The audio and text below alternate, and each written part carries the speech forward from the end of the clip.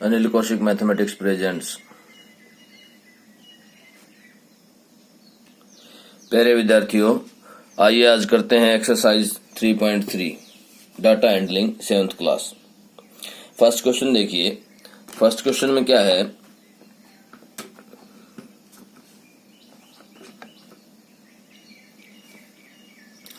Use the bar graph to answer the following questions.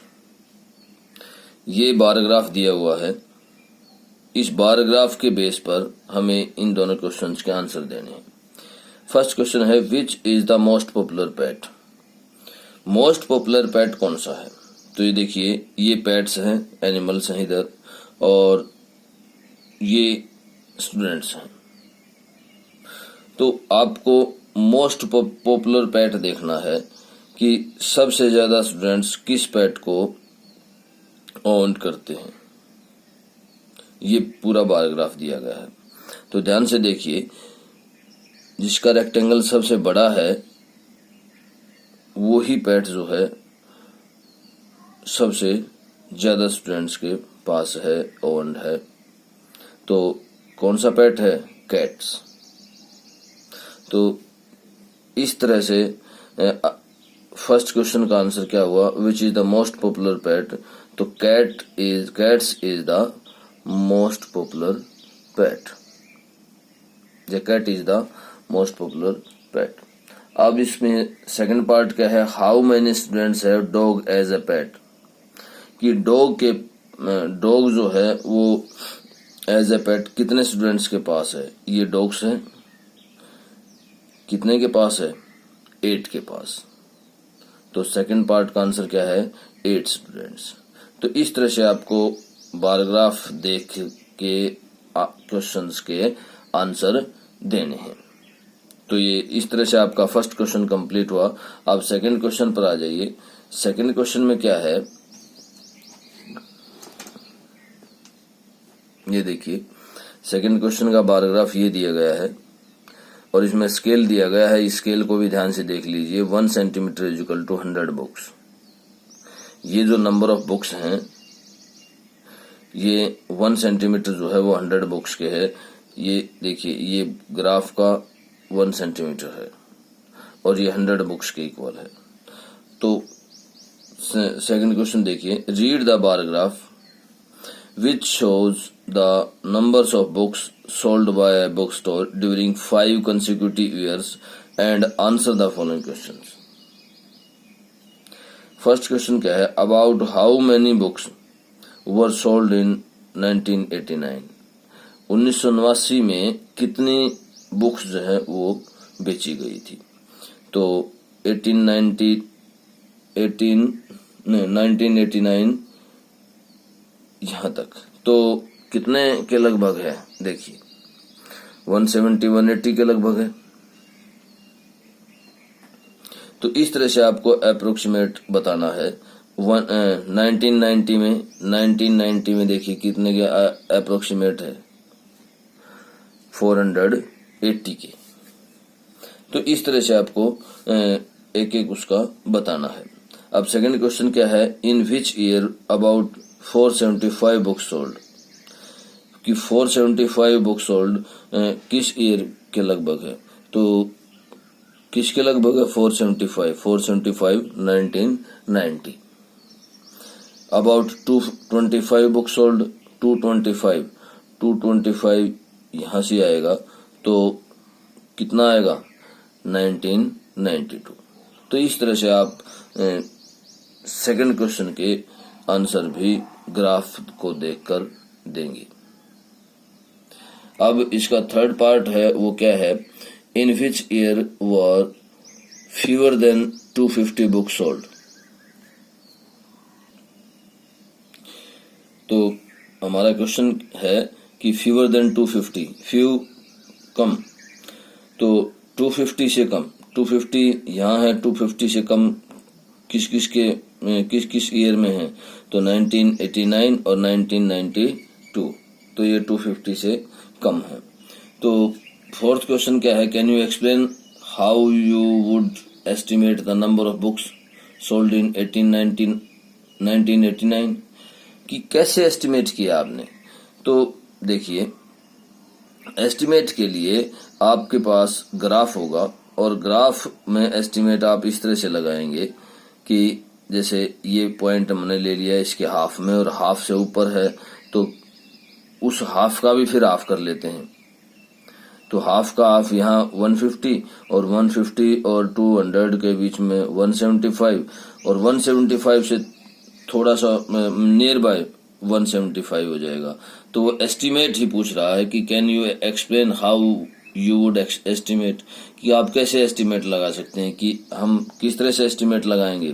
पहले point हम half पर लेंगे, 100 एंड 200 के बीच में हाफ हो गया 150 और फिर 150 और 200 के बीच में हाफ ले लिया हमने। तो इस तरह से हमने एस्टिमेट लगा लिया कि 1989 में कितना नंबर ऑफ बुक्स कितने सोल्ड हुई हैं। तो इस तरह से आप सेकंड क्वेश्चन कंप्लीट करेंगे। अब आइए थर्ड क्वेश्चन पर। थर्ड क्वेश्चन में क्या है, number of childrens in 6 different classes are given below,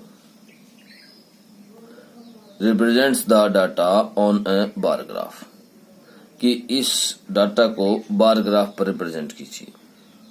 और उसके बाद आपको क्या करना है कि ये जो क्वेश्चंस दिए गए हैं इनके आंसर देने हैं। आप क्वेश्चन को एक बार ध्यान से देख लीजिए कि क्लास दी हुई है 5th 6th 7th 8th 9th 10th और नंबर ऑफ चिल्ड्रन दिया हुआ है 135 120 195 100 एंड 90 एंड 80 और ये क्वेश्चन आंसर दिए हुए हैं। अब मैं आपको बार ग्राफ बनाना सिखाता हूं कि बार ग्राफ कैसे बनाते हैं। आपको ग्राफ पेपर लेना है, ग्राफ पेपर पे एक्सिस बनाइए।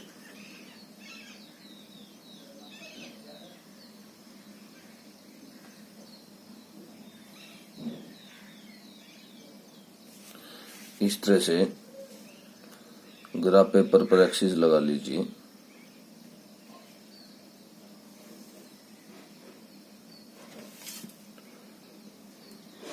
ये एक्स एक्सिस है और ये है वाई एक्सिस। इसको हॉरिजॉन्टल एक्सिस भी बोलते हैं, इसको वर्टिकल एक्सिस भी बोलते हैं। अब देखिए, हमने यहां लेना है 5th क्लास, फिर एक छोड़ देना है ये 6th क्लास, ये 7th क्लास, ये 8th क्लास और ये 9th और ये है 10th क्लास का, ये 10th क्लास का। इधर आप छोटा भी ले सकते हैं, आप इसका हाफ भी ले सकते हैं। अब देखिए, number of childrens, number of childrens के लिए आपको स्केल लेना है इधर। तो स्केल चूज करने के लिए सबसे पहले आप नंबर ऑफ चिल्ड्रंस में जाइए और सबसे मिनिमम स्टूडेंट्स देखिए किस उसमें। 10th क्लास में 80 स्टूडेंट्स हैं, मिनिमम स्टूडेंट्स हैं, और मैक्सिमम है 135 स्टूडेंट्स। तो आपको स्केल जो चूज करना है वो 80 और 135 के बैलेंस के हिसाब से चूज करना है और अपने ग्राफ के हिसाब से। देखिए, मैं यहाँ पर, ये क्या है, यहाँ पर 0 है, इस फर्स्ट उसमें मैं 80 ले रहा हूं और यहां से इसको तोड़ देता हूं इस तरह से, क्योंकि ये जो हमारा गैप है ये 0 से 80 का है। फिर 90, 100, 110, 20, 30 एंड 40। अब हमें इसमें स्केल लिखना है, स्केल लिखना है। स्केल में क्या लिखना है, along Y axis, Y axis के अलोंग स्केल क्या है कि 1 यूनिट जो है वो कितने के बराबर है, 10 के बराबर है। कि ये जो 1 यूनिट है, ये 1 यूनिट यहां से यहां तक की जो हमने ली है वो किसके बराबर ली है, 10 के इक्वल ली है। इसको छोड़ देना है, ये हमारे काम का नहीं है, इसलिए हमने इसको जिगजैग लाइन से डिनोट कर दिया है। अगर ये इधर आता है, जैसे बार ग्राफ में तो इधर नहीं आता, लेकिन हिस्टोग्राम में आता है, तो उसमें भी हम जिगजैग लाइन इधर ले लेते हैं। अब देखिए 5th क्लास के लिए कितने स्टूडेंट्स हैं? 135 स्टूडेंट्स हैं। ये 130 और ये 135, तो यहां पर इस तरह से निशान लग जाएगा। उसके बाद 6th क्लास के लिए कितने हैं? 120। 6th क्लास के लिए 120 हैं, तो इस तरह से निशान लग जाएगा। 7th क्लास के लिए कितने हैं? 95। 7th क्लास 95, ये रहे। 8th क्लास के लिए कितने हैं? 100, तो 8th क्लास के लिए 100 का निशान लग जाएगा। उसके बाद 9th 90 हैं, 9th के लिए 90 हैं, और 10th के लिए 80। 10th के लिए क्या है? 80 है। अब इनको आपको फुटे से बिल्कुल आराम से नीचे मिला देना है। ये देखिए, आपको इस तरह से ये कंप्लीट मिला देना है फुटे की सहायता से, स्केल की सहायता से, और बिल्कुल साफ साफ क्लियर बनाना है। हाँ, मैंने पेन यूज किया है कि वीडियो में अच्छी तरह से आपको लाइंस दिखाई दें। आपको पेंसिल से बनाना है, बारीक पेंसिल लीजिए और अच्छे तरीके से साफ साफ बनाइए। हाँ, आप इसमें इस तरह से अगर डिनोट करना चाहें तो अलग अलग भी इसको कलर भी कर सकते हैं, या किसी उससे स्पेशल उससे भी अलग अलग रेक्टेंगल्स जो हमारे हैं इनको आप शो कर सकते हैं। इस तरह से शो कर दीजिए, या फिर आप कलर कर दीजिए, इसमें अलग अलग कलर कर दीजिए। अब ये हमारा बार ग्राफ जो है वो बन के तैयार हो गया है। इनके ऊपर यहाँ पर लिख दीजिए कि किसकी कितनी हाइट है।